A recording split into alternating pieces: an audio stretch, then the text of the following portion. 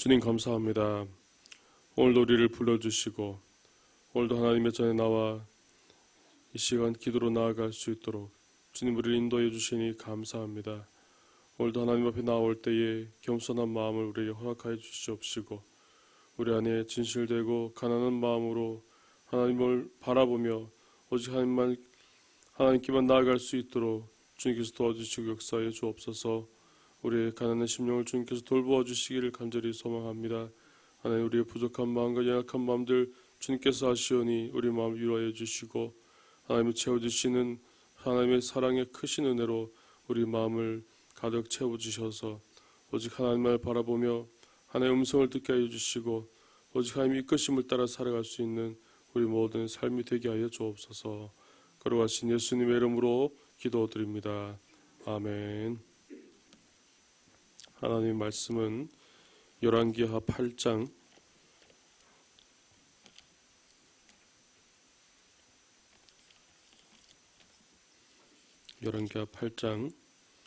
7절에서 15절까지 말씀입니다.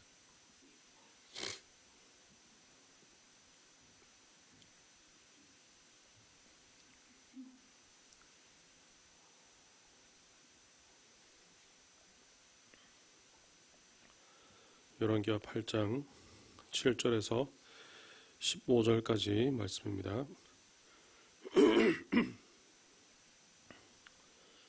엘리사가 다메섹에 갔을 때에 아람 왕 베나닷이 병들었더니 왕에게 들리기를 이르되 하나님의 사람이 여기 이르렀나이다 하니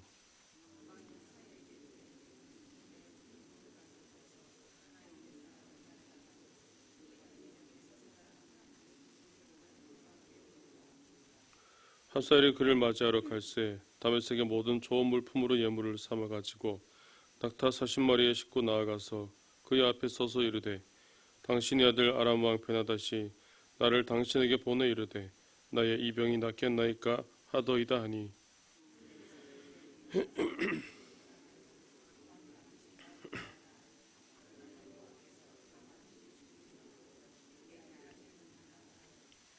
하나님의 사람이 그가 부끄러워하기까지 그의 얼굴을 쏘아보다가 우니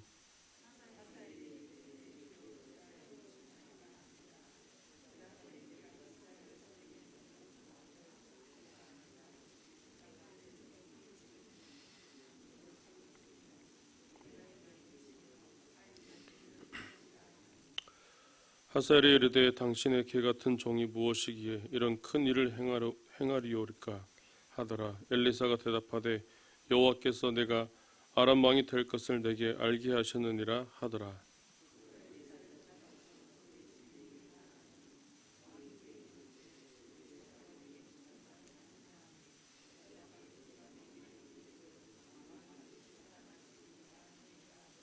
(15절입니다) 그 이튿날에 하사엘이 이불을 물에 적신 왕의 얼굴에 덮음에 왕이 죽은지라 그가 대신하여 왕이 되니라.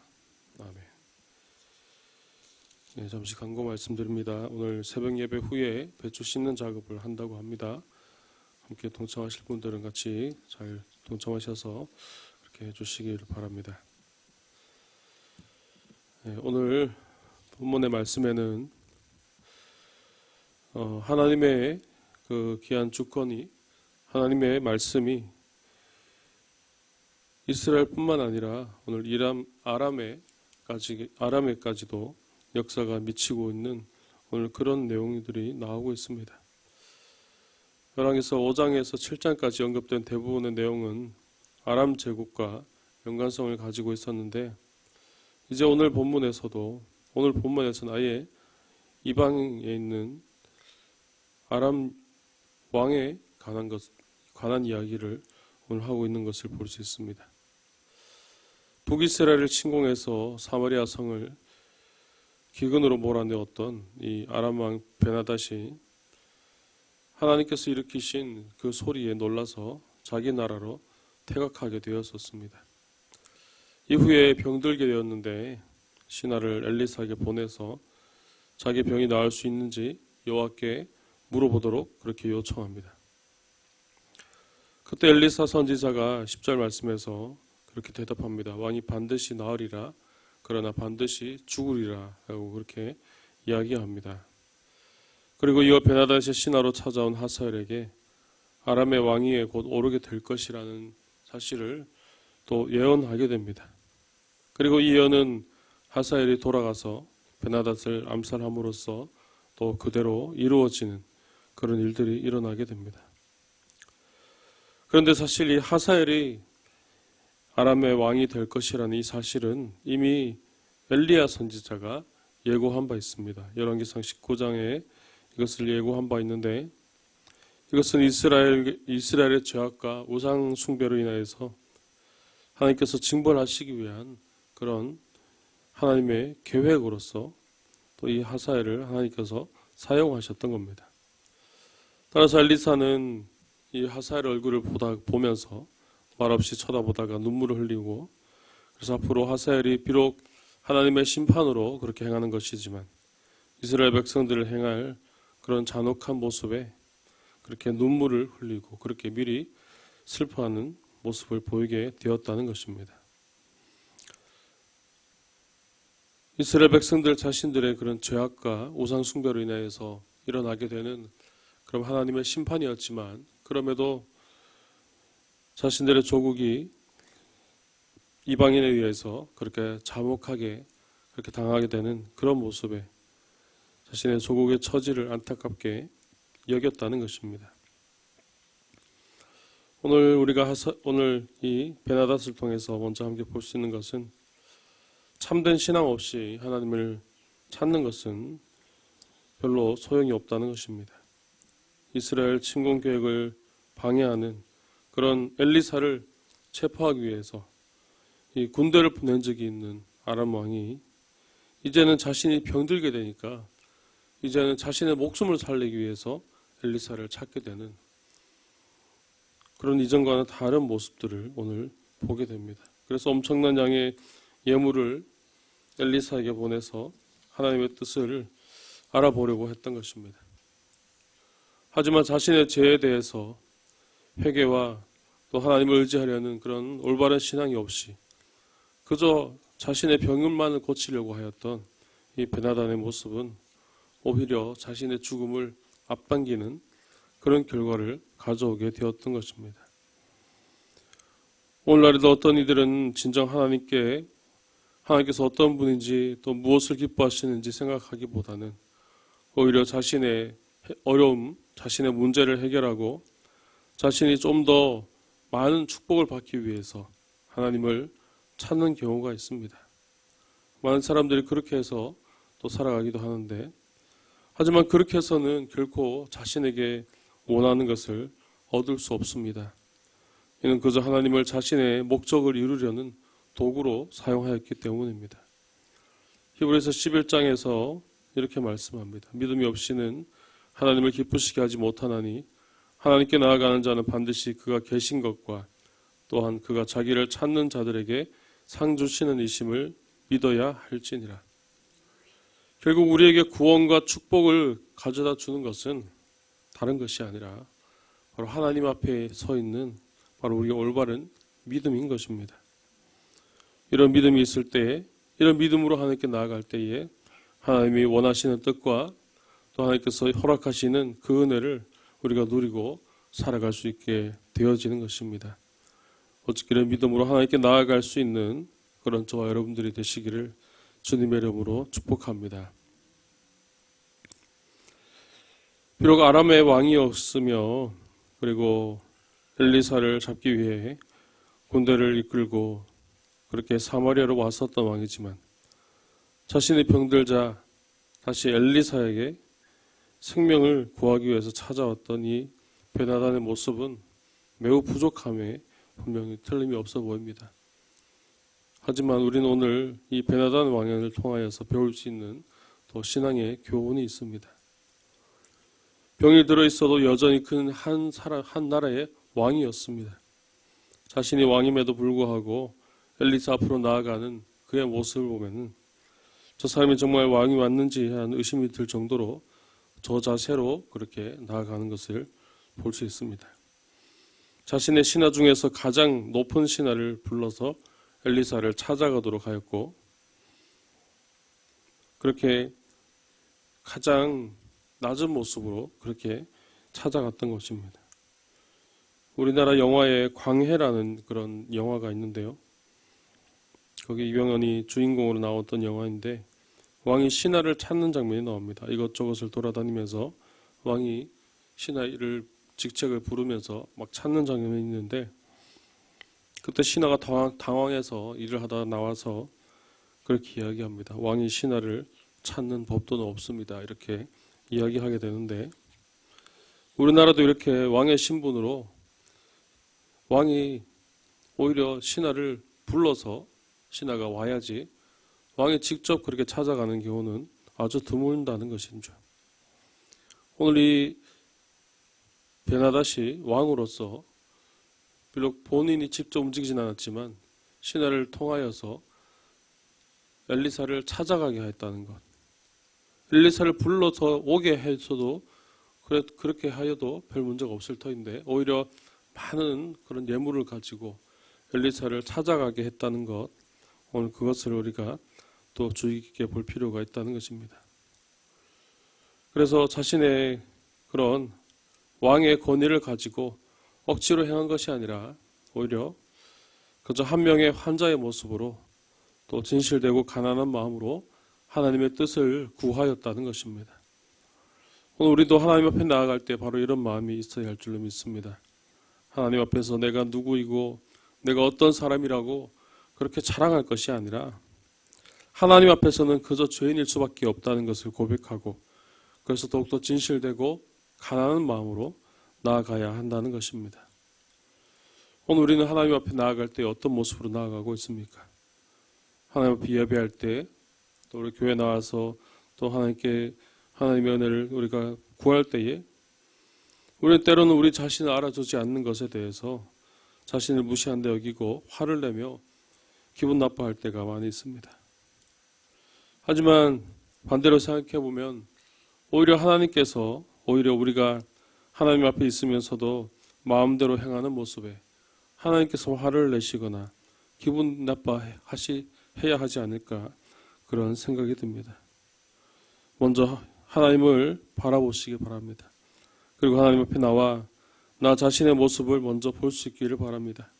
죄인임에도 그럼에도 우리를 사랑하셔서 생명을 주셨고 하나님의 자녀로 하나님의 백성으로 삼아주신 그 은혜를 우리가 먼저 생각해야 하는 것입니다. 그래서 언제나 하나님께 나아올 때에 주님 내가 죄인입니다. 내가 부족합니다. 나를 주님 붙들어 주시옵소서. 나를 구원하여 주시옵소서. 나를 인도하여 주시옵소서.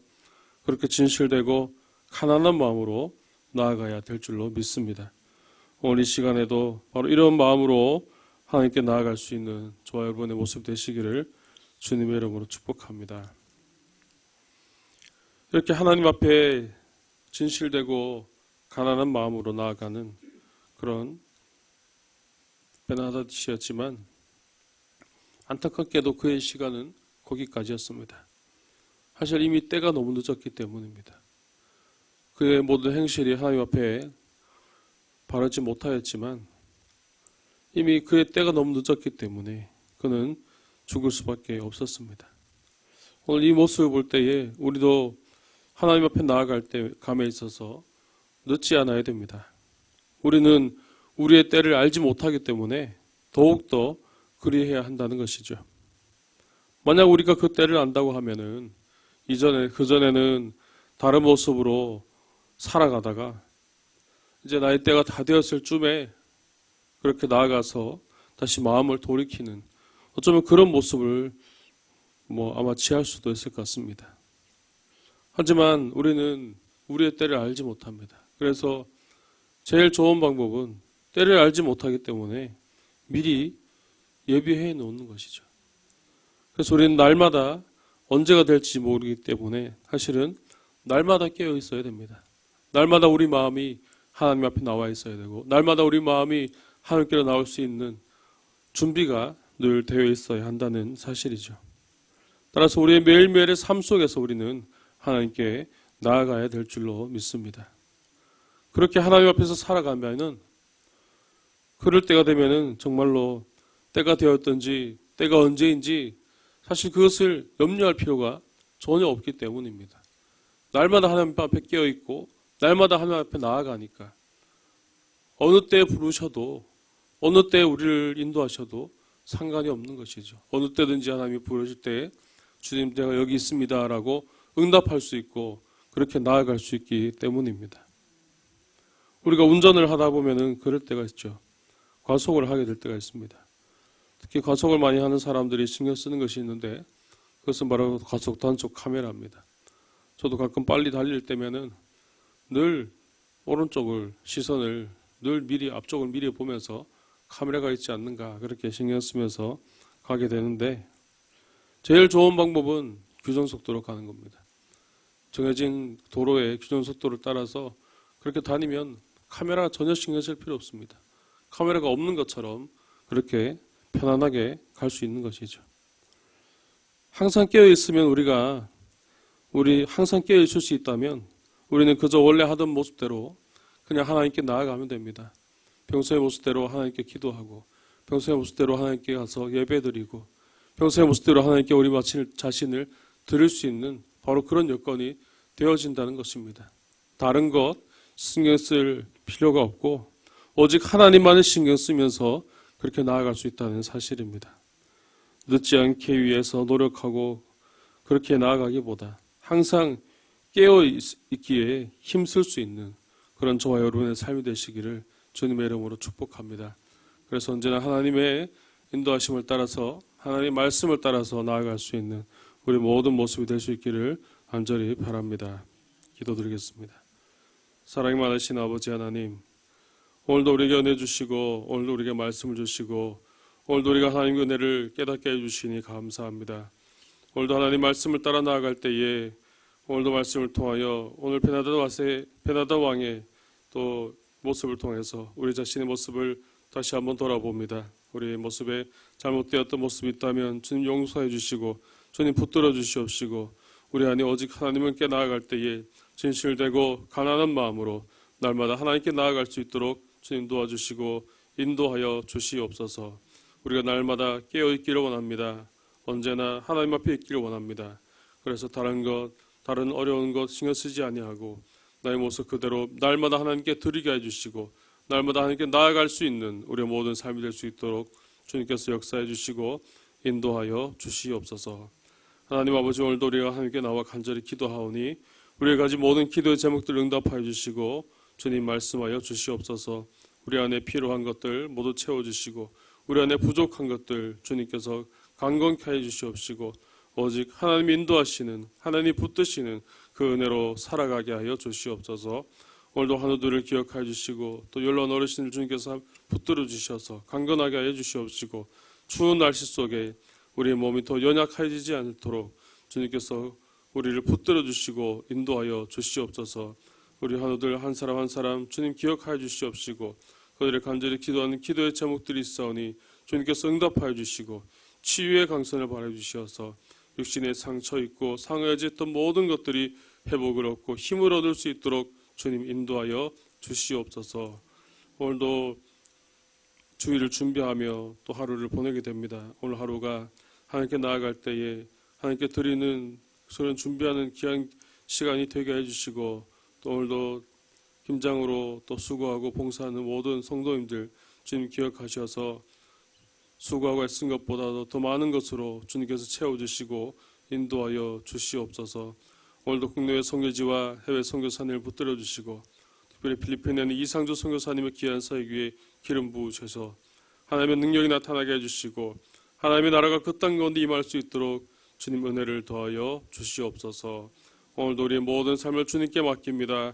하나님 앞에 온전히 깨어서 하나님께 나아가는 오늘 하루의 삶이 되게 하여 주시옵소서. 거룩하신 예수님의 이름으로 기도드립니다. 아멘.